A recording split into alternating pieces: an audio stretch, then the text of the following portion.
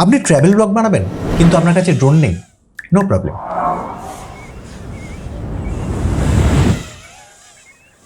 আপনার কাছে একটা কম্পিউটারও নেই কিন্তু আপনার একটা ভিএফএক্স শট তৈরি করার প্রয়োজন আছে, নো প্রবলেম, সেটাও হয়ে যাবে।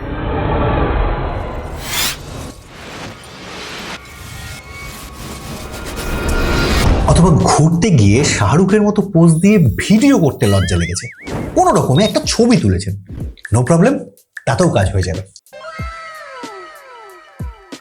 দেখুন, এআই নিয়ে খেলা করার দিন কিন্তু শেষ হয়ে গেছে। এআই এখন পুরোদস্তুর একটা professional tool, like premiere pro or after effects. আর 2026 সালে দাঁড়িয়েও আপনি যদি এআই কে এখনো ঠিকভাবে কাজে না লাগাতে পারেন তাহলে মশাই আপনি সিপিএম, গজব বেইজ্জতি। আর আপনার চোখের সামনে থাকা এই এআই নামক ব্রহ্মাস্ত্রটাকে কিভাবে সঠিকভাবে কাজে লাগাবেন, কিভাবে আপনার সাধারণ ভিডিওটাকে এআই এর ব্যবহার করে আরো অসাধারণ করে তুলবেন, সেটাই এই ভিডিওর মধ্যে শেখানোর চেষ্টা করব। ঠিক যেমন ভাবে আমরা এডিট করার জন্য প্রিমিয়ার প্রো বা ক্যাপকাট এই ধরনের সফটওয়্যার ইউজ করি, আমরা এআই কেও এখানে ঠিক তেমন ভাবে ইনক্লুড করতে পারি। আপনারা বরং এই ইন্ট্রোটা একবার দেখুন, তাহলে একটা আইডিয়া পেয়ে যাবেন।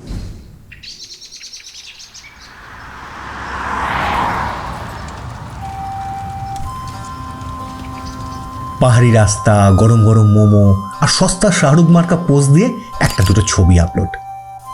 বছরে অন্তত একবার দুবার এটা করতে না পারলে না মনটা কেমন কোমায় চলে যায়। তাই মাত্র 3 দিনের প্ল্যানিংয়ে ঝোলা উঠিয়ে বেরিয়ে পড়লাম। প্রথম গন্তব্য ছিল হাওড়া স্টেশন।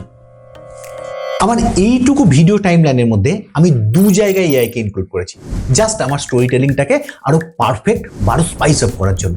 ফার্স্ট হচ্ছে ম্যাপ অ্যানিমেশনটা। এটা ক্রিয়েট করার জন্য আমি এখানে কিলিং এআই ইউজ করেছি। আপনারা যদি সস্তার অল্টারনেটিভ চান তাহলে ইলন দাদার গ্রক এআই ইউজ করতে পারেন, সেক্ষেত্রেও কিন্তু মন্দ আউটপুট পাবেন না। আর সেকেন্ড, এই সস্তার শাহরুখ পোস্টটা, এটাও কিন্তু এই কিলিং এআই দিয়েই তৈরি করা হয়েছে। কিন্তু এআই ইউজ করার আগে আমাদের কয়েকটা বিষয় অবশ্যই মাথায় রাখতে হবে। অ্যাকচুয়ালি এআই আমাদের সামনে বিরাট বড় একটা দুনিয়া ওপেন করে দিয়েছে। আমরা যারা গল্প বলতে ভালোবাসি বা আমাদের মধ্যে যারা নিজেদের গল্পগুলোকে স্ক্রিনের মধ্যে জীবন্ত দেখতে চাই, কিন্তু বিরাট বাজেট, হাইড computer, after effects, premiere, 3D Max এর মতো সফটওয়্যার না জানার জন্য সেগুলোকে সঠিকভাবে এক্সিকিউট করতে পারি না, তারা এআই দিয়ে ইজিলি কিন্তু এই কাজটা করিয়ে নিতে পারে। বাট এর কিছু বেসিক রুলস আছে। প্রথম রুল হচ্ছে ধৈর্য। তার কারণ একটাই শট আপনাকে 5 বার, 10 বার, কখনো বা তার থেকেও বেশি টাইম নিতে হতে পারে। যেমন এই ম্যাপ অ্যানিমেশনটা করতে গিয়ে কখনো গাড়ি উল্টে গেছে, কখনো বা গাড়ির স্পিড বেশি হয়ে গেছে, কখনো পুরো ম্যাপটাই চেঞ্জ হয়ে গেছে। বাট বারবার ট্রাই করতে থাকলে 90% আমরা একটা মনের মতো শট কিন্তু পেয়েই যাব। সেকেন্ড রুল হচ্ছে কন্ট্রোল। কোথায় এআই ইউজ করব এটা কিন্তু আমাদের ভাবতে হবে। তার কারণ আমাদের মূল লক্ষ্য হচ্ছে গল্প বলা। এবার অত্যাধিক এআই ইউজ করলে সেটা কিন্তু এই বাঁদরের হাতে খুন্তির মতো কেস হয়ে যাবে। এখন ধরুন আপনি গল্প বলতে গিয়ে দেখলেন যে একটা লিঙ্ক মিসিং লাগছে। এখানে যদি আরো একটা ছোট্ট শর্ট অ্যাড করতে পারতেন তাহলে ব্যাপারটা আরো চপে যেত। যেমন আমার কাছে এই ফাঁকা প্লেটের শর্টটা ছাড়া আর কোনো শর্ট ছিল না। তার কারণ আমি খিদের চোটে ক্যামেরা অন করতেই ভুলে গেছিলাম। আর আমি জানি প্রচুর ব্লগারের সাথে এই ধরনের ঘটনা হামেশা ঘটে থাকে।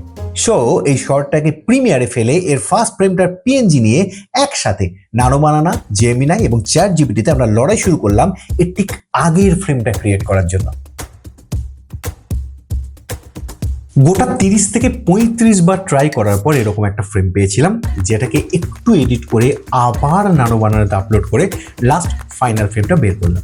এরপর এটাকে ভিডিওতে কনভার্ট করে আমি মূল ভিডিওর সাথে জুড়ে নিলাম। এবার একবার আউটপুটটা দেখে নিই। হাওড়া পৌঁছে সবার আগে করলাম পেট পুজো। 3-3টে ধোসা নিমেষে উড়ে গেল। আর তারপর আমরা চললাম আমাদের নেক্সট বাহনের উদ্দেশ্যে। দেখেছেন, বোট আমার সাইজে ছোট হতে পারে কিন্তু কাজে ওয়ান্ডার ওম্যান। তো এআই জাস্ট আমাদের ভিডিওটাকে আরেকটু স্পাইস আপ করবে।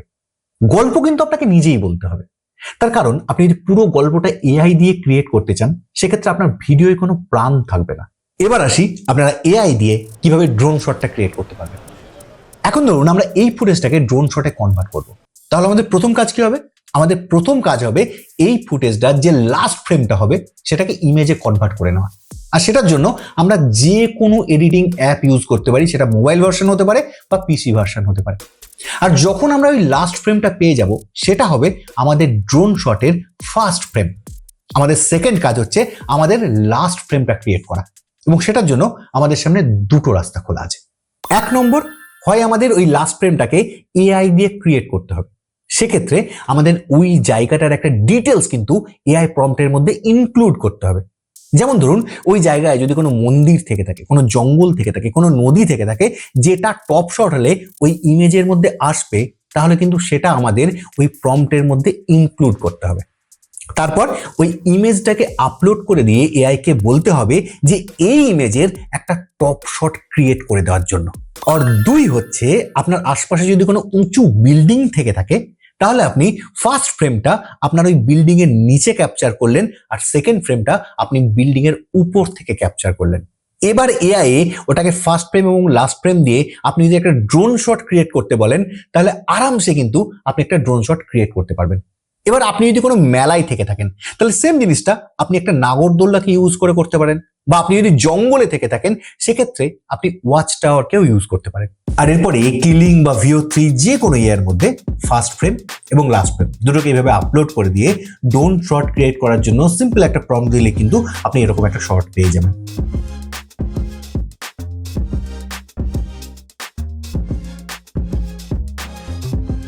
আর এরকমই আরো ইউজফুল ক্রিয়েটিভ টিপস পেতে ওয়াইটি দাদা চ্যানেলটাকে কিন্তু সাবস্ক্রাইব করতে হবে।